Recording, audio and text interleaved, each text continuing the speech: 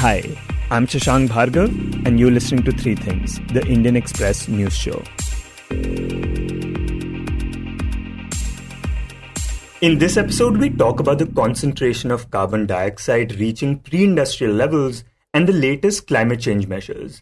We also discuss a proposal in which courses like psychology and economics will be offered under Bachelor of Sciences. But first, we talk about India's top wrestlers like Bajrang Punia, Sakshi Malik and Vinesh Fogart, who since April have been protesting against BJP MP and the president of the Wrestling Federation of India, Brij Bhushan Sharan Singh. These wrestlers have been demanding justice for 6 female wrestlers who have made allegations of sexual harassment against Singh. Now, after over a month and a half, the wrestlers have agreed to pause their protest until the 15th of June. This development comes after their 6-hour-long negotiation with Sports Minister Anurag Thakur that took place on Wednesday. To know more about these negotiations, my colleague Utsa Sarmin speaks to Indian Express's Mihir Vasava. So Mihir, after weeks of deadlock between the protesters and the government, could you talk about what led to this meeting with Sports Minister Anurag Thakur? Right, so the meeting that took place between Sports Minister Anurag Thakur and a delegation of wrestlers, it included Bajrang Punia and Sakshi Malik. Vinesh Fogart wasn't present at that meeting. It was in continuation to another meeting that took place between the same 2 wrestlers and Home Minister Amit Shah last Saturday. A lot of issues were discussed and deliberated during the meeting with Amit Shah. It lasted for more than 2 hours, well past midnight on the midnight Saturday and Sunday. And all the issues that were discussed and agreed upon between the sports minister and the wrestlers were in fact discussed earlier in the meeting with Amit Shah. So just a few modalities, just took a little bit of fine tuning, and most of the issues were thrashed out during these 2-3 days span. And what would you say were the main takeaways of this meeting? The biggest point was that the protests, which have been going on for, I think, around 45 days until the Wednesday meeting that took place. So the protests that have been going on for all this while, they have been suspended for the next 1 week. The wrestlers have been assured that the police will file a charge sheet on June 15th. And until then, there won't be any protests from the wrestlers' end. So that is the one big takeaway. The second point that has been agreed upon mutually by both parties, that is the government and the protesting wrestlers, is that the police cases that slapped against the wrestlers on May 28 while they were protesting and marching towards the new parliament, the FIRs will be withdrawn, they will be quashed. That is the second big development. The third most important thing is that when the new office bearers of the Wrestling Federation of India, Brij Bhushan Sharan Singh, who's the president accused of sexual harassment, he is not eligible to contest the elections for the post of president going forward because he has completed the maximum 12-year period. So now it has been agreed that Brij Bhushan, of course, he's ineligible, but none of his family members or close aides, none of those people will be allowed to contest the elections. And more significantly, the 3 protesting wrestlers, they will be given a say into who becomes the next president, secretary, and the treasurer of the Wrestling Federation. Right, like Brij Bhushan's son, for example, was the vice president of the Wrestling Federation, and now he would not be able to hold any post. So considering that, how significant is a decision like this? The wrestlers from day one of this protest, and it's important to highlight that these protests first began in the 3rd week of January. From that day onwards, the wrestlers have maintained that they fear that Brij Bhushan, even after his term as the president expires, will continue to run the Wrestling Federation by proxy through one of either his family members or one of his confidants. This is something that all 3 of them, Vinesh, Bajrang and Sakshi, have been saying very consistently and they've been saying it repeatedly. What the decision to stop his aides from contesting elections essentially means is that there will be a proper restructuring of the WFI, there will be fresh faces coming in, and as things stand now, these new people, these new office bearers of the WFI will be able to take charge only after Bajrang, Vinesh and Sakshi accept. Like you mentioned, Utsa, Vijbhushan's son, his two son-in-laws, they were all a part of the wrestling fraternity. So his son, Karan Bhushan, he was the vice president of the WFI. Vishal Singh, his son-in-law, he is the president of the Bihar Wrestling Federation. And his other son-in-law, Aditya Pratap Singh, he was the joint secretary of the WFI. All three of them, as things stand now, won't be able to contest the elections. So these were the main points. And after that, you have issues such as, providing security to the wrestlers. The wrestling careers were discussed as well. And there was agreement on most of these issues. And Mihir, what would happen after the 15th of June if the government does not fulfill its promises and if the charge sheet is not filed by then? The wrestlers have been very unequivocal in their stance on that Bajrang, Sakshi both have said immediately after the meeting that if the charge sheet is not filed by June 15, they will resume the protests. So it's important to underline right now that the investigations into the allegations of sexual harassment are still ongoing. The next court hearing into this case is on June 27th. And the charge sheet will be filed by June 15th. If so, the wrestlers will return to the streets, continue their protests if it's not filed by then. And also one more point which we should have added early on is that two parties have agreed that the elections will take place by June 30th. So these are the three key dates now. June 15th, whereby when the charge sheet is to be filed. June 27th, the next date of court hearing. And June 30, the election date. And Mihir, what about the wrestlers returning to the mat? Has that been discussed as well? Yes, they are thinking about it. This was something that was discussed during the meeting between the wrestlers and Home Minister Amit Shah. The selection trials for the two major championships that take place in September, the World Championships followed by the Asian Games, they were originally scheduled for the end of this month. The wrestlers have requested Amit Shah, and I believe the issue was also discussed with the sports minister, that the date for the selection trials be postponed so that they have enough time to get into shape and prepare for those trials. Now, World Championships is important because it is also one of the qualifying tournaments for next year's Paris Olympics, and the wrestlers have sought some more time, and we understand that they have been granted. So the selection trials, which were to take place towards the end of this month, they now might take place either next month or a little after that, although there is no official statement yet about it. Right, and in this meeting, were there any issues or points that the sports minister and the wrestlers did not agree on? Yes, in fact, the meeting lasted for around 6 hours, and we understand that the last hour of that meeting was spent over a joint declaration. We understand that the sports minister wanted to have a joint press conference or at least a joint statement with the wrestlers. It was a similar thing that we saw back in January when the protests were called off. The wrestlers had a joint press conference with the sports minister. This time, however, the wrestlers did not relent. They said that they had to first discuss all these issues. They had to inform about all these issues to the cup leaders and the supporters who were with them during the protests. And only after that, maybe they could do a joint statement or a joint press conference. The sports minister, we understand, wanted a press conference or a statement right away. And when there was no middle ground found on that issue, the wrestlers sat in their cars and left, and the wrestlers and the sports minister gave separate statements. And next we talk about climate change. Earlier this week, the National Oceanic Atmospheric Administration of the United States reported that the atmospheric concentration of carbon dioxide is now more than 50% higher than pre-industrial times. This is yet another indicator of the extent to which the climate crisis has been worsening.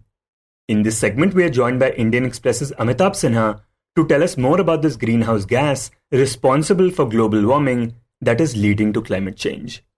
Amitabh, when we compare carbon dioxide with other greenhouse gases, to what extent does it contribute to global warming? So when we talk about greenhouse gases, we are actually referring to a set of 5 or 6 gases. There are more because they are grouped in different categories, but mainly we talk about carbon dioxide, which accounts for nearly 80% of all greenhouse gas emissions across the world. And then there are other greenhouse gases, the most prominent of which is methane. Then we have nitrous oxide. We have a set of gases which are called hydrofluorocarbons, different kinds of hydrofluorocarbons. So there are various kinds of gases that have the same kind of impact, that the same kind of greenhouse gas effect that they result in, like carbon dioxide. But carbon dioxide, of course, is the most prominent of them all, accounting for almost 80% of all the emissions. And Amitabh, now that we understand that the atmospheric concentration of carbon dioxide is now more than 50% higher than what we had in the pre-industrial times, how worrying an indicator would you say this is?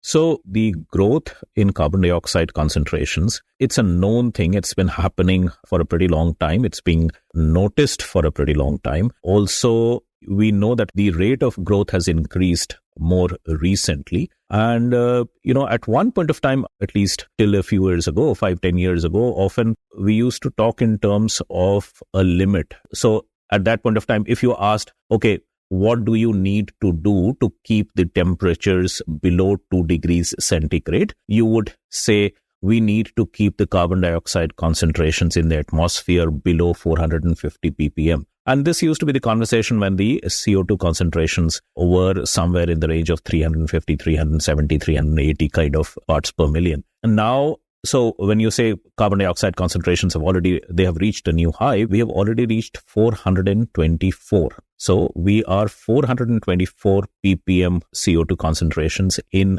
May. Now, as I said, if 424 we have already touched, 450 used to be talked about as the limit, so you can assume that we are already quite near. And compared to last May, this May's CO2 concentration is 3 ppm higher. So if that is the rate of growth, 3 parts per million every year, and we only have space for, say, 24, 25 ppm now, you can imagine, we are touching 450 in about 8-9 years. That's all the space that we have. Now, of course, this is a very simplistic calculation, but it's a scary prospect nonetheless. Yeah, and right now we're trying to keep the global temperatures below 1.5 degrees. So that way we have even less space. But also when we talk about our efforts to tackle global warming and the climate change crisis, one thing that remains clear is that our efforts can, never keep up with the pace at which the crisis is worsening. And in that context, right now, leaders from around the world are meeting in the German city of Bonn, and they are discussing the ways in which we can improve our response to climate change. And this time you write that one of the most important tasks that they hope to accomplish is the global stocktake. Could you talk about what exactly that is? Yeah, so it's basically a review of everything that is happening. That's all the stock-taking exercise.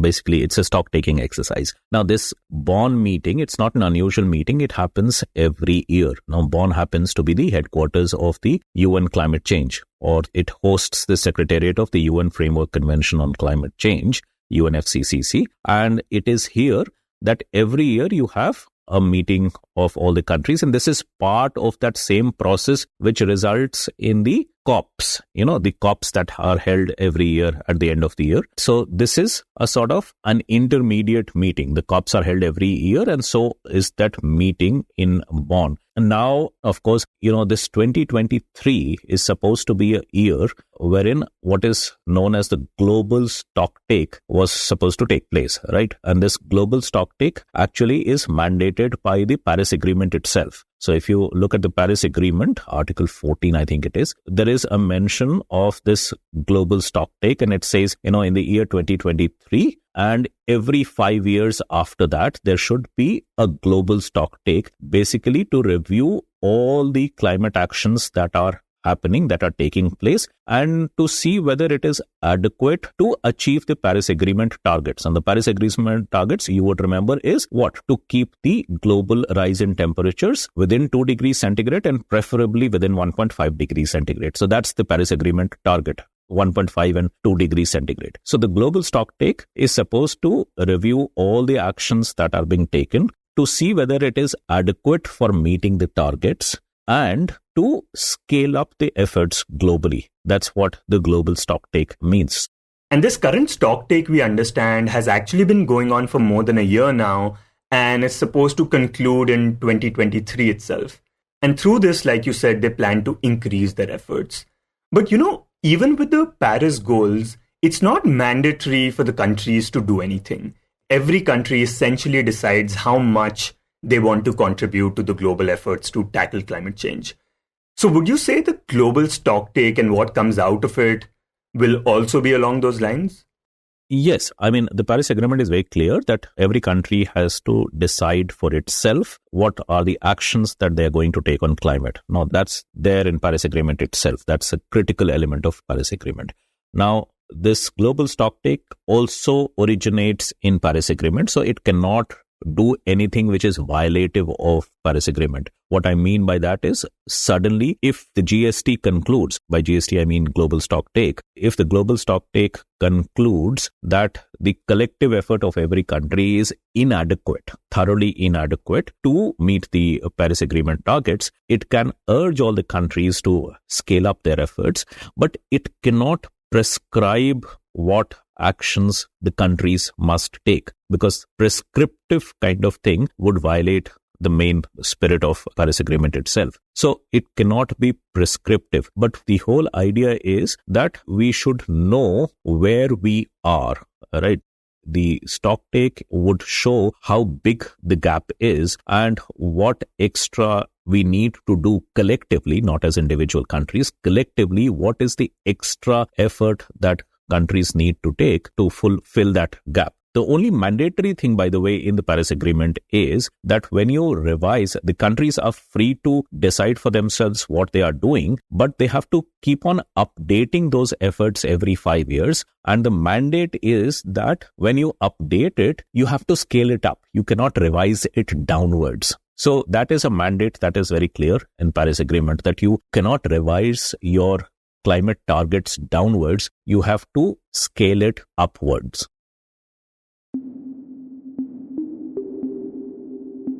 And in the end, we talk about how Indian universities could soon be offering courses related to arts and humanities under a Bachelor of Science degree.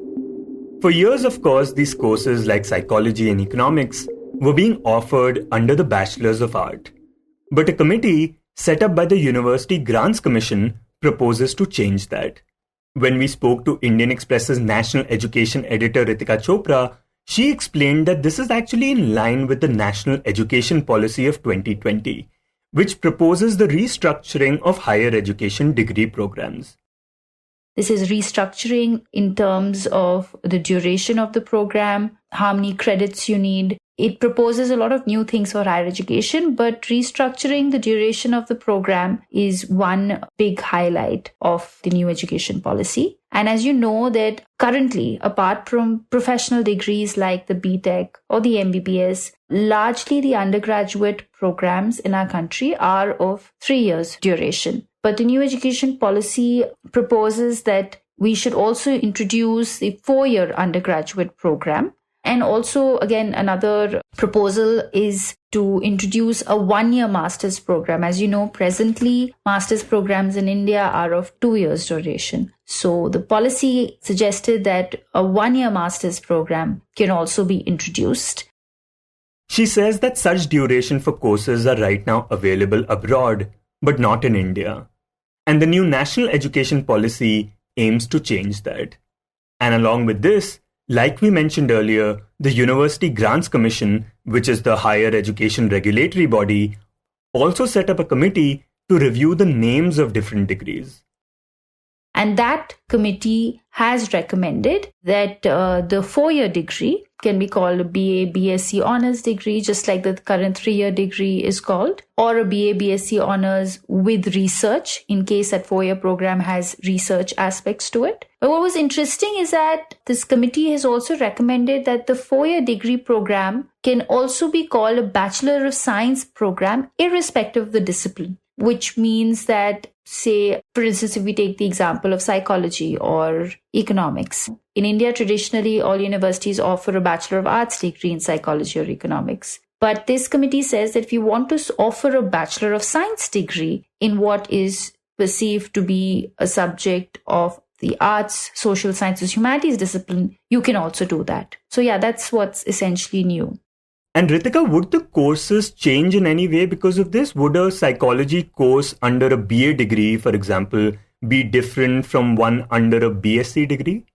So this committee's report, which we've read, doesn't really go into how the structure or the content of the program changes. But say if we were to go by what happens abroad, is that, even abroad, traditionally BA is sort of associated with subjects of arts, humanities, social sciences, and a Bachelor of Science degree or a BS degree or a BSc degree is limited to sciences and technical subjects. However, universities, in fact, offer BSc in humanities subjects or even a BA in technical subjects. For instance, Harvard University does have a Bachelor of Arts degree even in engineering sciences. So a Bachelor of Arts degree differs from a Bachelor of Science degree essentially on one point. The basic difference that I'm listing out is that a Bachelor of Arts degree would give a student the freedom to sort of pursue a more wider variety of subjects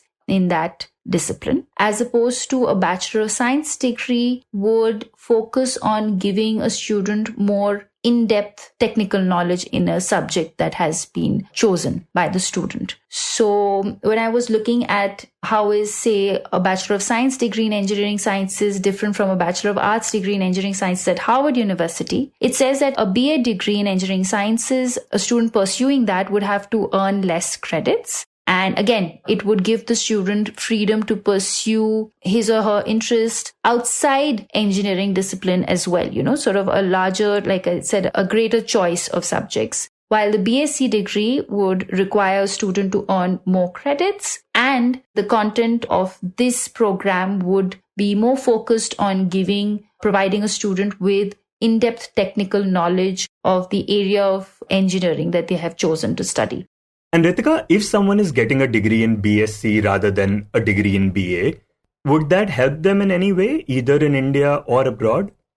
So this would essentially allow students to pursue courses which are not typically related to that discipline in which you're pursuing your degree. In fact, this would allow you to study subjects and topics at the cross-section of different subjects. So this would essentially encourage interdisciplinarity, which at this moment, it's quite prevalent in foreign universities abroad. But as far as India is concerned, a lot of the interdisciplinarity essentially comes in when students are studying liberal arts here. But when you are studying sort of the traditional degrees in disciplines like arts, humanities and all, your choices are limited to that discipline and not so much. And you don't really have the freedom to pursue some interests outside of that and earn credits for it and make it count towards the degree that you will get at the end of your program.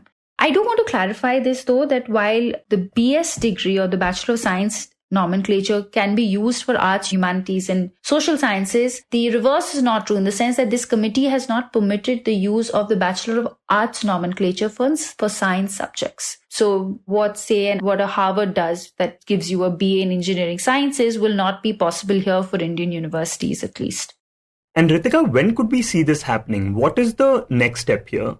So the first step to that, of course, is that UGC. At this point, what we have is the committee and its recommendations. The UGC will put the recommendations of this committee in the public domain for feedback. And following that, I'm presuming maybe 2 weeks or a month's window that would be given for accepting feedback. UGC may introduce a few more tweaks and it will have to notify these new range of degree names. And only once it is notified can universities start adopting these new degree names. Yeah, but once it is part of a Gazette notification, then universities are free to offer degrees with these new names. But at this point, at least, and this is specifically for the 4-year undergraduate degree, a lot of universities are currently in the process of drafting curriculum for these new programs, for the 4-year undergraduate programs. So it may not, if not, I don't think it'll happen immediately, but maybe in a year's time for sure, by when most universities in the country would have introduced the 4-year undergraduate program. You were listening to Three Things by the Indian Express. Today's show was edited and mixed by Suresh Pawar and produced by Utsa, Sarmin and me, Shashank Bhargava. If you like the show, then do subscribe to us wherever you get your podcast. You can also recommend the show to someone you think will like it. Share it with a friend or someone in your family. It's the best way for people to get to know about us. You can also tweet us at Express Audio and write to us at podcast@indianexpress.com.